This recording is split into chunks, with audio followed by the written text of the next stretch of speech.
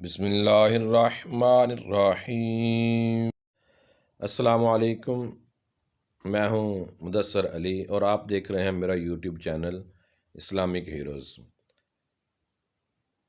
محمد بن قاسم کا واقعہ ہم نے شروع کیا تھا، آگے چلتے ہیں۔ اس واقعے کے 3 سال بعد ابو الحسن پہلا مسلمان تھا جسے تجارت کا ارادہ اور تبلیغ کا شوق اس دور افتادہ جزیرے تک لے آیا۔ کئی ہفتوں کے سفر کے بعد ایک صبح ابو الحسن اور اس کے ساتھی جہاز پر کھڑے سراندیپ کے سرسبز ساحل کی طرف دیکھ رہے تھے۔ بندرگاہ کے قریب مرد، عورتیں اور بچے کشتیوں پر سوار ہو کر چند تیرتے ہوئے لوگ جہاز کے استقبال کو نکلے۔ ایک کشتی پر ابو الحسن کو جزیرے کی سیاہ فام اور نیم عریاں عورتوں کے درمیان ایک اجنبی صورت دکھائی دی۔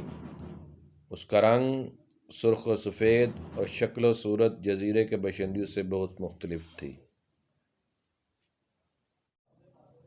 دوسری کشتیوں سے پہلے جہاز کے قریب پہنچنے کے لیے وہ اپنی کشتی پر کھڑی 2 تنومند ملاحوں کو جو کشتی کے چپو چلا رہے تھے ڈانٹ ڈپٹ کر رہی تھی۔ یہ کشتی تمام کشتیوں کو پیچھے چھوڑتی ہوئی جہاز کے ساتھ آ لگی۔ لڑکی نے ابو الحسن کی طرف دیکھا اور اس نے بے باک نگاہوں کا جواب دینے کی بجائے منہ دوسری طرف پھیر لیا۔ ابو الحسن کے ساتھیوں کو بھی عورتوں کا نیم عریاں لباس پسند نہ آیا۔ حسین لڑکی نے جہاز والوں کی بے اعتنائی کو اپنی توہین سمجھتے ہوئے سراندیپی زبان میں کچھ کہا، لیکن جہاز پر سے کوئی جواب نہ آیا۔ اچانک ابو الحسن نے کسی کی چیخ و پکار سن کر نیچے دیکھا۔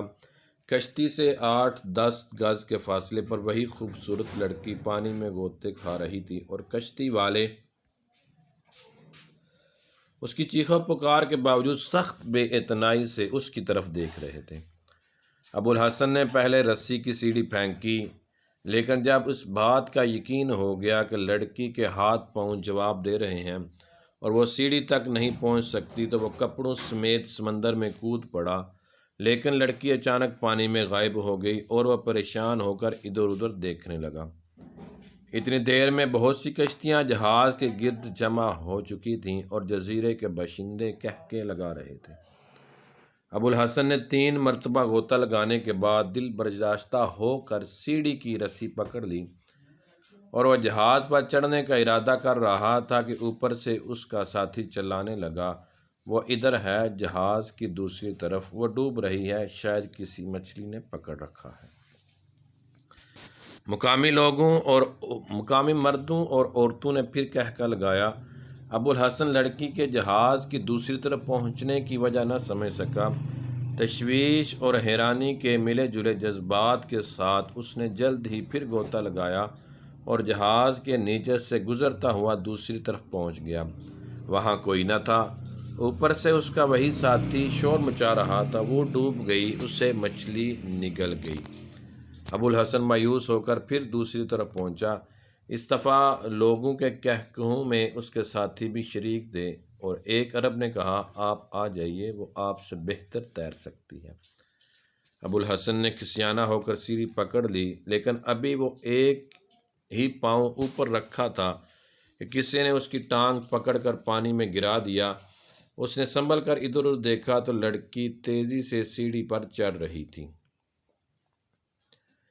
ابو الحسن جہاز پر پہنچا تو اس کے ساتھی پریشان سے ہو کر جزیرے کی لڑکی کے کہے سن رہے تھے۔ لڑکی نے ابو الحسن کی طرف دیکھ کر عربی زبان میں کہا، مجھے آپ کے بھیگ جانے کا بہت افسوس ہے۔ لڑکی کے منہ سے عربی کے الفاظ سن کر سب کی نگاہیں اس پر جم کر رہ گئیں۔ ابو الحسن نے پوچھا، کیا تم عرب ہو؟ لڑکی نے ایک طرف سر جھکا کر دونوں ہاتھوں سے اپنے سر کے بالوں کا پانی نچوڑتے ہوئے جواب دیا، ہاں میں عرب ہوں، ایک مدت سے ہم عربوں کے جہاز کی راہ دیکھا کرتے تھے، میں آپ کو خوش آمدید کہتی ہوں، آپ کیا لائے ہیں؟ ایک عرب لڑکی کو اس لباس میں دیکھنا ابو الحسن اور اس کے ساتھیوں کے لیے ناقابل برداشت تھا۔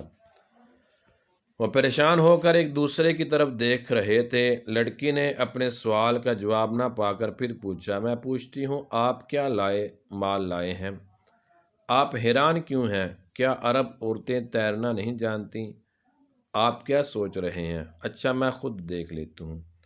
ابو الحسن نے کہا ٹھہرو، ہم گھوڑے لائے ہیں، میں تمہیں خود دکھاتا ہوں، لیکن میں حیران ہوں کہ اس جزیرے کے عرب ابھی تک زمانہ جاہلیت کے عربوں سے بدتر زندگی بسر کر رہے ہیں۔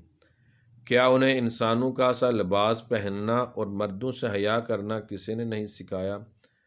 لڑکی کا چہرہ غصے سے سرخ ہو گیا۔ اس نے جواب دیا کیا یہ انسانوں کا لباس نہیں معلوم ہوتا ہے کہ تمہارے گھر تک اسلام کی روشنی ابھی تک نہیں آئی؟ یہ کہہ کر ابو الحسن نے ایک جبہ اٹھایا اور لڑکی کے کندھوں پر ڈال کر بولا اب تم ہمارا جہاز دیکھ سکتی ہو۔ لڑکی نے ابو الحسن کے الفاظ سے زیادہ اس کی شخصیت سے مرعوب ہو کر اپنے اریاں بازوں اور پنڈلیوں کو جبے میں چھپا لیا۔ ابو الحسن کی پونجی 50 عربی گھوڑے تھے۔ لڑکی نے یکے بعد دیگرے تمام گھوڑوں کا معائنہ کیا اور ایک گھوڑے کی پیٹھ پر ہاتھ رکھ کر بولی میں یہ خریدوں گی، اس کی قیمت کیا ہے؟ ابو الحسن نے کہا تم میں ابھی تک عربوں کی ایک خصوصیت باقی ہے، یہی گھوڑا ان سب میں بہترین ہے، لیکن تم نہ اس کی قیمت ادا کر سکو گی اور نہ یہ عورتوں کی سواری کے قابل ہے۔ یہ جس قدر خوبصورت و تیز رفتار ہے، اسی قدر منہ زور بھی ہے۔ لڑکی اس جواب پر مسکرائی اور بولی خیر دیکھا جائے گا، آپ نے جہاز اتنی دور کیوں ٹھہرا لیا؟ ابو الحسن نے جواب دیا میں اس ملک کی حکومت سے اجازت لینا ضروری خیال کرتا ہوں۔ لڑکی نے کہا سراندیپ کا راجہ ایک مدت سے عربوں کے جہاز کا انتظار کر رہا ہے، جہاز کنارے پر لے لیجئے۔ راجہ کے امیر البحر خود ہی پہنچ گئے۔ دلیپ سنگھ عبدالشمس سے گہرے تعلقات کی بدولت عربی میں اچھی خاصی استعداد پیدا کر چکا تھا۔ اس نے جہاز پر چڑھتے ہی عربی زبان میں کہا آپ نے جہاز اتنی دور کیوں ٹھہرا لیا؟ ابو الحسن کی بجائے لڑکی نے جواب دیا ان کے شاید جہاز کو بندرگاہ پر لگانے سے پہلے راجہ سے اجازت حاصل کرنا ضروری ہو۔ دلیپ سنگھ نے جواب دیا مہاراج آپ کو دیکھ کر بہت خوش ہوں گے۔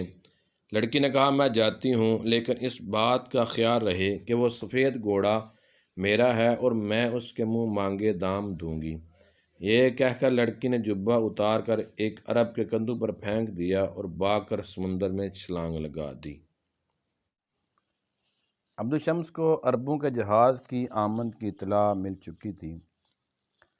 اس نے شہر کے چند معززین کے ساتھ ابو الحسن اور اس کے ساتھیوں کا استقبال کیا، انہیں اپنے گھر اور ان کے گھوڑوں کو اپنے استبل میں جگہ دی۔ آن کی آن میں 50 گھوڑوں کے کوئی 200 خریدار جمع ہو گئے اور تمام ایک دوسرے سے بڑھ کر بولی دینے لگے۔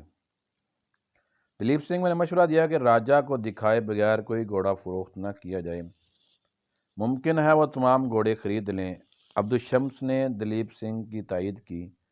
ابھی یہ باتیں ہو رہی تھیں کہ راجہ کا ایلچی آیا اور اس نے کہا مہاراج عرب تاجروں سے ملنا اور ان کے گھوڑے دیکھنا چاہتے ہیں۔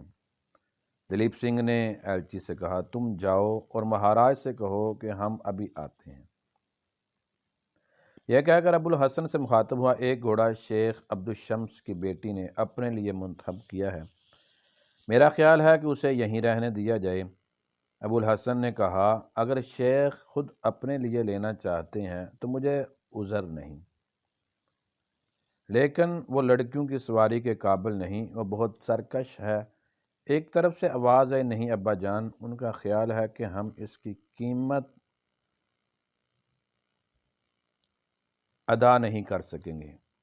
ابو الحسن نے دیکھا وہی لڑکی جسے اس نے جہاز پر دیکھا تھا، ایک ہاتھ میں لگام دوسرے ہاتھ میں چابک لیے کھڑی تھی، لیکن اس دفعہ اس کا لباس عرب عورتوں کا سا تھا۔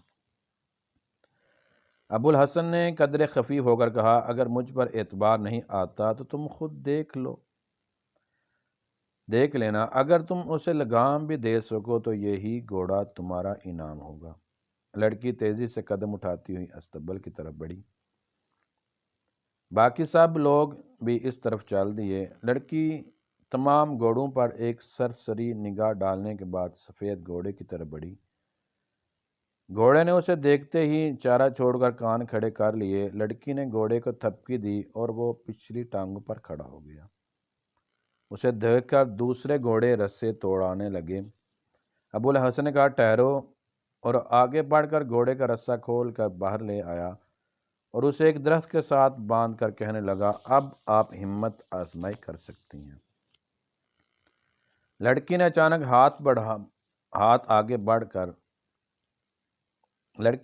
آگے بڑھ کر ایک ہاتھ سے گھوڑے کا نچلا جبڑا پکڑ لیا، دوسرے ہاتھ سے زخمی درندے کی طرح تڑپتے اچھلتے اور کودتے ہوئے جانور کے منہ میں لگام ٹھونس دی۔ تماشائیوں نے حیرانی پر قابو نہ پایا تھا کہ اس نے رسہ کھولا اور گھوڑے کی پیٹھ پر سوار ہو گئی۔ گھوڑا چند بار سیخ پا ہونے کے بعد چھلانگیں لگاتا ہوا مکان سے باہر نکل گیا۔ شیخ عبدالشمس نے فخری انداز میں کہا عرب کی گھوڑیوں نے ایسا گھوڑا پیدا نہیں کیا جس پر سلمیٰ سواری نہ کر سکتی ہو۔ مجھے افسوس ہے کہ آپ شرط ہار گئے، لیکن اطمینان رکھیے کہ آپ کو اس کی پوری قیمت ادا کی جائے گی۔ ابوالحسن نے جواب دیا یہ شرط نہ تھی، انعام تھا، اور انعام کی قیمت نہیں لی جاتی۔ خوش قسمت ہے وہ گھوڑا جسے ایسا سوار مل جائے۔